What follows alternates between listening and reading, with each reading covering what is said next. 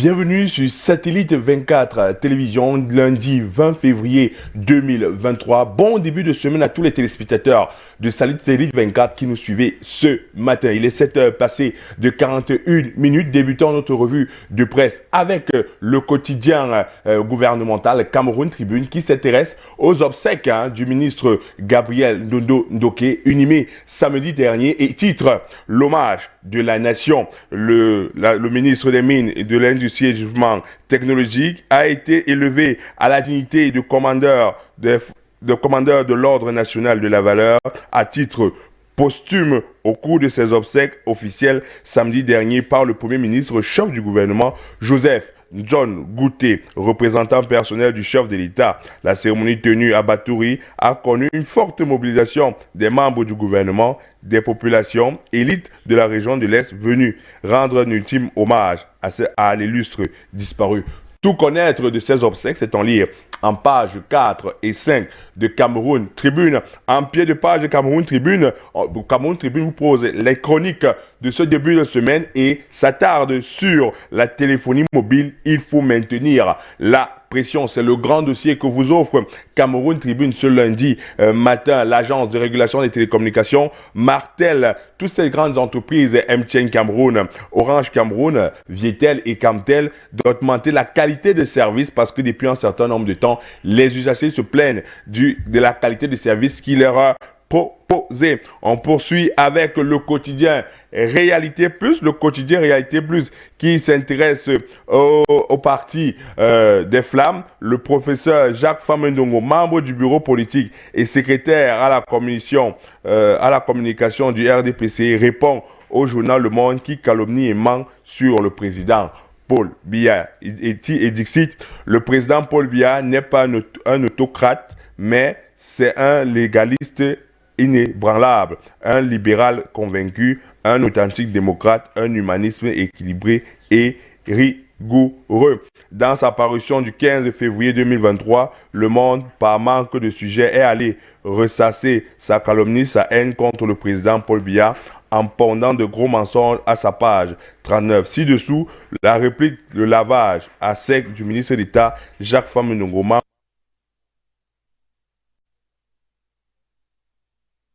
les oreilles au journal Le Monde qui ignore les vérités du Cameroun. C'est en lire dans les pages de Réalité Plus, en lire en pages 2 et 3 ce matin. Réalité Plus s'intéresse aux obsèques du ministre Gabriel Ndondo-Ndoké et titre Batouri, avance-toi Gabriel et repose en paix. Tout connaître des obsèques du ministre des Mines et du Développement technologique, du feu ministre des Mines et du Développement technologique, c'est en lire. C'est le grand dossier que vous propose Réalité Plus, pages 6 et 12 ce matin. On s'intéresse à Essingan, passation du marché des moustiquaires.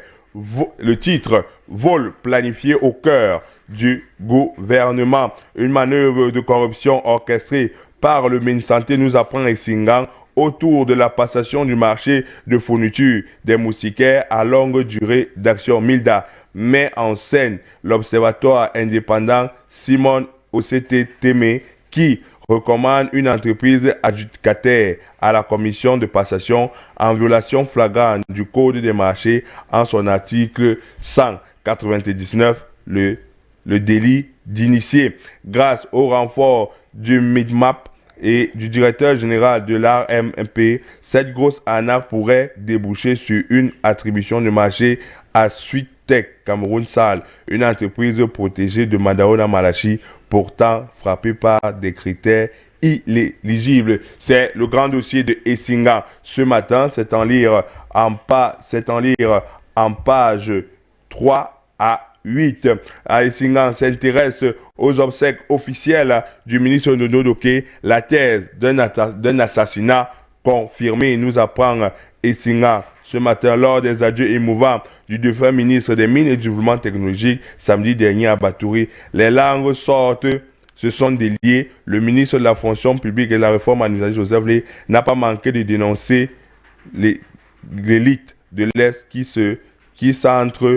s'entretue en rappelant qu'on ne s'élève pas en éliminant son frère ou sa sœur.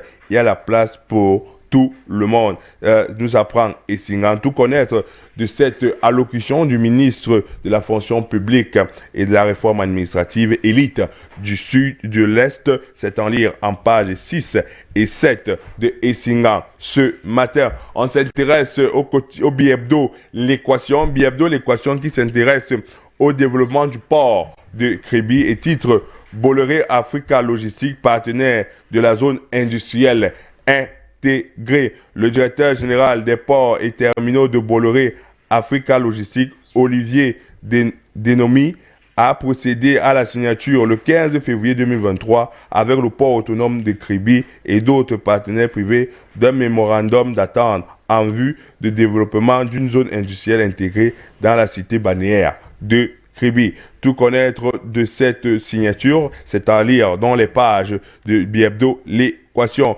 Bi-Hebdo l'équation s'intéresse aux entrepreneuriats jeunes, l'UPAE, pour la baisse du taux de diplômés chômeurs. Nous apprend le Bi-Hebdo l'équation. C'est en lire dans les pages 7 du Bi-Hebdo l'équation. On s'intéresse maintenant à la qualité de réseau. Qualité de réseau que nous apprend le Bi-Hebdo l'équation. L'ART oblige MTN, Orange et Camtel à investir 156 milliards de francs CFA en 2023 pour améliorer la qualité des services auprès des usagers. On poursuit avec La Patrie qui s'intéresse au quotidien d'information républicain. Nous s'intéresse à l'alerte météo, nuages de poussière à l'horizon. La direction de la météorologie nationale a publié un bulletin de prévision dans lequel elle avertit sur l'imminence d'un panache de poussière sahérien venant du Tchad voisin. C'est en lire en page 7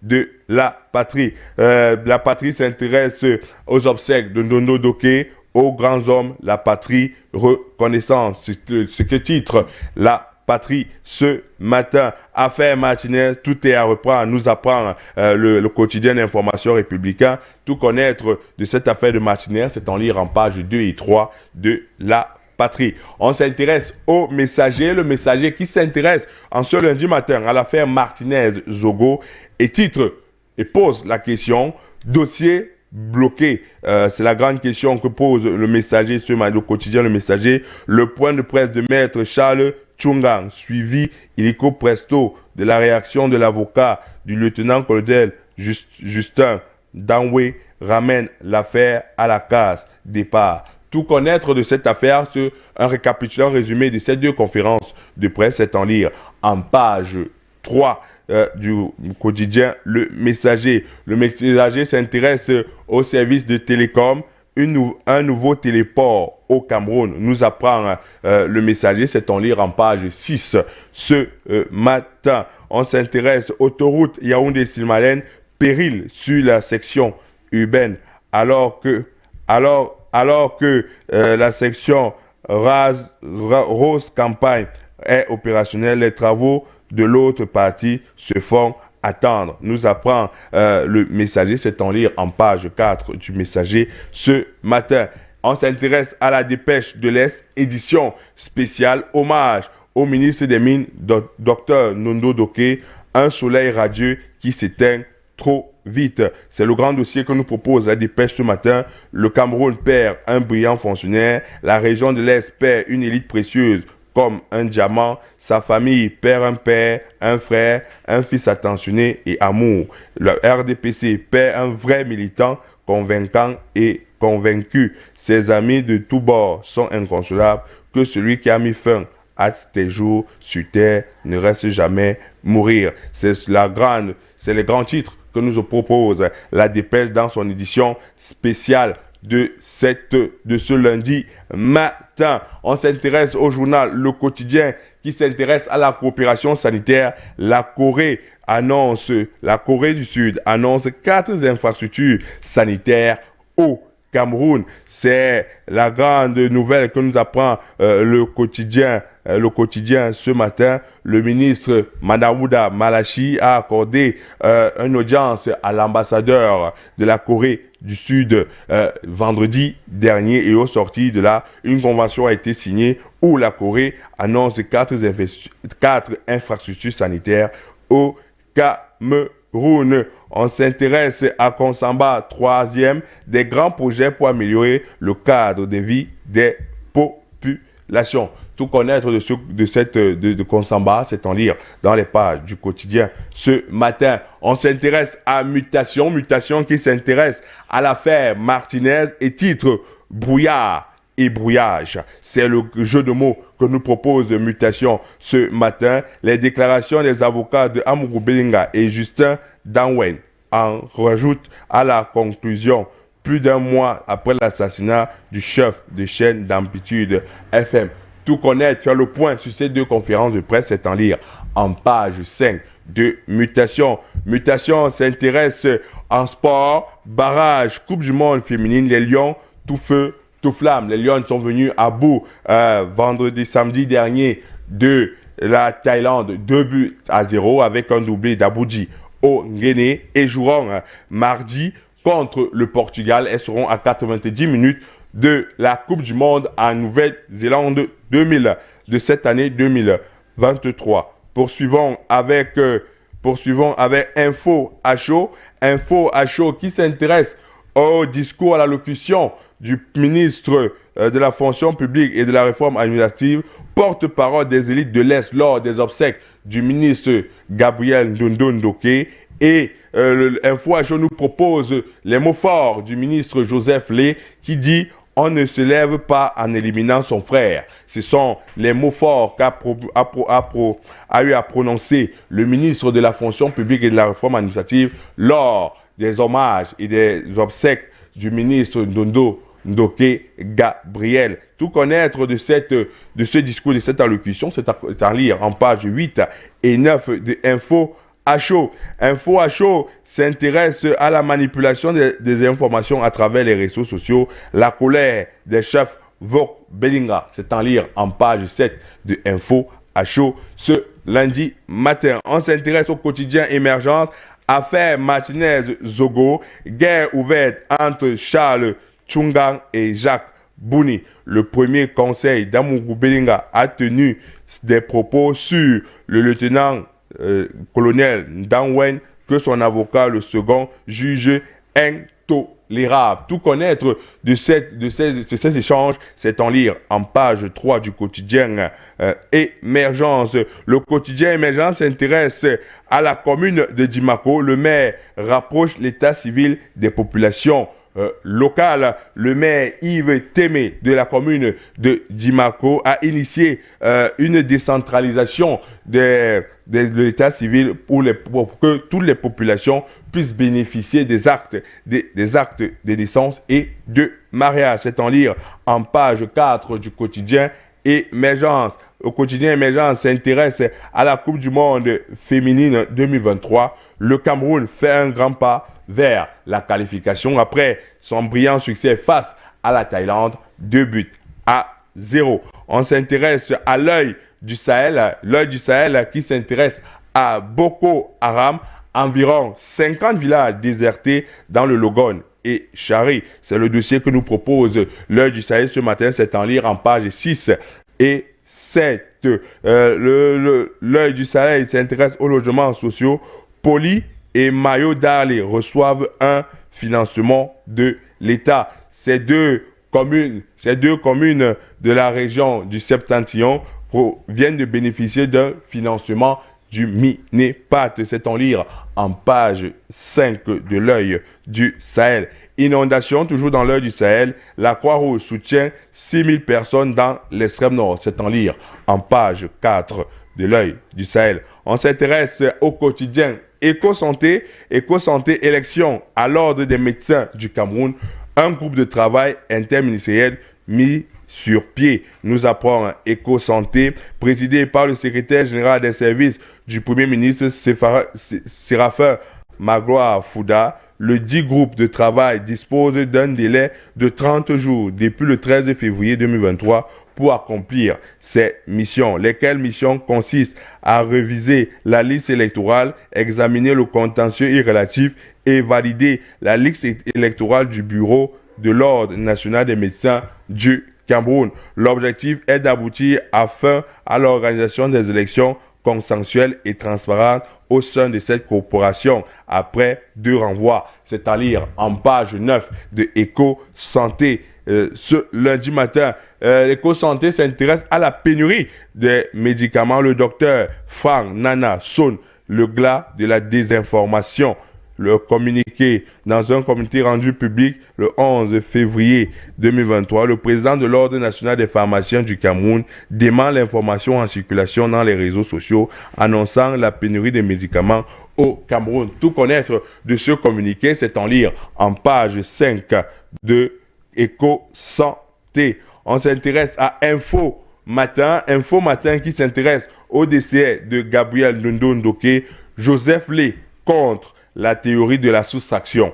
Le ministre de la fonction publique et la réforme administrative natif de l'Est, lors de son témoignage ce 18 février à Abatouri, à l'occasion des obsèques du regretté ministre des Mines et du Développement technologique, appelle ses frères, sœurs et parents de la région à l'union des cœurs. Le membre du gouvernement suggère de travailler ensemble pour relever les défis du développement socio-économique de la contrée du soleil, le vent. Connaître tout de cette allocution, c'est en lire en page 3 de Info Matin. On s'intéresse à Lady News qui s'intéresse à ONU Femmes Cameroun, les défis qui attendent Marie-Pierre Raki Chopin. La nouvelle représentante de l'institution onusienne a rendu une visite de prise de contact au ministre de la Promotion de la Femme et de la Famille, Marie-Thérèse Abena Ondoa, le 15 février dernier. C'est en lire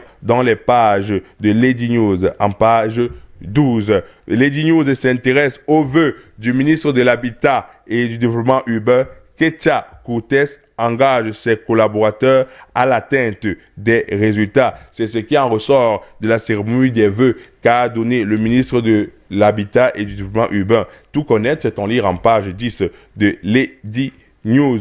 Lady News, on s'intéresse maintenant au quotidien La République.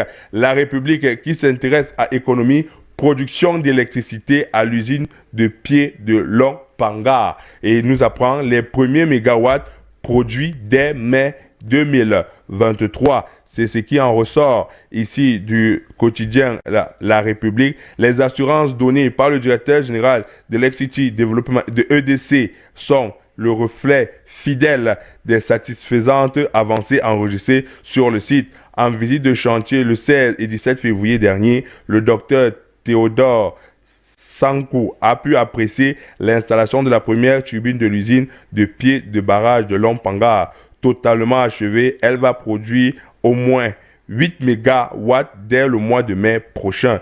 Témoin éloquent de la célébrité et de la qualité des travaux, sa mise en service future annonce la fin imminente du montage de la 2e et la 3e turbine au moment où se précise l'arrivée de la 4e turbine, dont le bateau bat actuellement pavillon pour le Cameroun. C'est en lire dans les pages de La République. Ce matin, La République s'intéresse à la coopération Cameroun-Corée.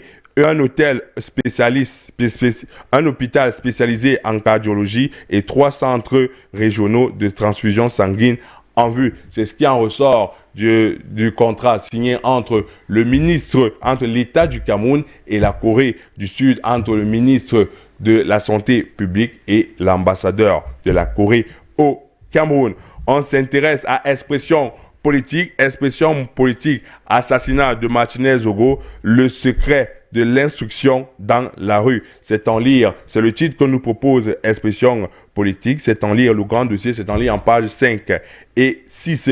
Discours à la jeunesse, toujours dans Expression politique, le SDF relie Paul Biya. C'est ce que nous apprend ici, Expression politique, c'est en lire en page 3. Ce matin, on s'intéresse à Hebdo Miome Salah, appareil gouvernemental. Paul Biya prépare le grand ménage. Nous apprend l'hebdo Miome Salah depuis son fief de Vormeka. Le chef de l'État affine la copine des femmes et hommes dignes de poursuivre la conquête de l'émergence du Cameroun à l'horizon 2035. Après l'éclatement de plusieurs scandales abondamment relayés à l'international, les actes à venir du président de la République contribueront la preuve irréfutable qu'il n'est pas un autocrate, mais bel et bien un légaliste inébranlable. C'est en lire en pages 6 et 7 de Miome Salah Hebdo. Nous poursuivons toujours à Miome Salah Hebdo. Henri Eyebe Aïssi déroule la feuille de route de 2023. C'est en lire en page 8 de Miome Salah Hebdo. Miome Salah Hebdo s'intéresse à la Coupe du monde féminine en 2023. Les Lions indomptables à 90 minutes de la qualification. Victorieuse de la Thaïlande 2-0 samedi dernier. Elles affronteront le 22 février en Nouvelle-Zélande le Portugal. Tout connaît, c'est en lire en page 10 de Miome Salah Hebdo. On s'intéresse au quotidien Intégration qui s'intéresse à la crise anglophone. Le Cameroun accule le Canada accule le Cameroun. Ce nous apprend le quotidien Intégration ce matin. Intégration s'intéresse au développement en Afrique centrale. La Banque des États d'Afrique centrale représente la ZOPE. C'est en lire en page 6 et 7 de Intégration ce matin. On s'intéresse à Sapresse qui s'intéresse au ministère de l'Habitat et du Développement urbain. L'arrimage de Célestine Ketcha-Cortez à sa feuille de route de 2023. Résorber des problèmes inhérents à l'urbanisation galopante, au déficit en infrastructures de mobilité et en logement décent, à l'assainissement et à la multiplication des inondations avec leurs effets pervers tant sur le plan matériel et souvent humain. Tels sont les défis que compte relever le chef de ce département ministériel cette année. C'est en lire en page 3 et 4 de Sapresse ce matin.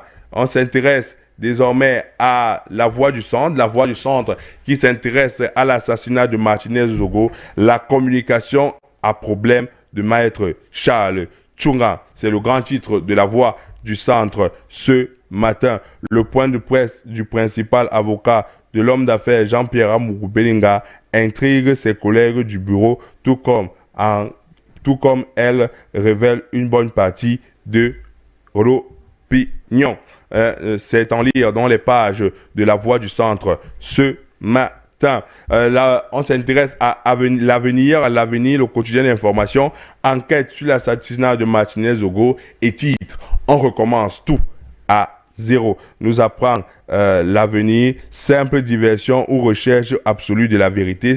C'est la question, c'est l'une des questions que pose Avenir. La piste du deuxième commando divise l'opinion alors que les auditions ont repris du côté du secrétariat d'État à la défense. Tout connaître de cette affaire, c'est en lire dans les pages de l'Avenir ce matin. On s'intéresse au quotidien économie, dysfonctionnement, près de 10 000 étrangers sans contrat de travail. Le gouvernement du Cameroun attend prendre des mesures idoines pour combattre l'accroissement de la main-d'œuvre de nationalité étrangère en situation irrégulière en vue de protéger l'emploi des nationaux. C'est en lire en page 7 du quotidien économie. Le quotidien économie s'intéresse à l'évaluation.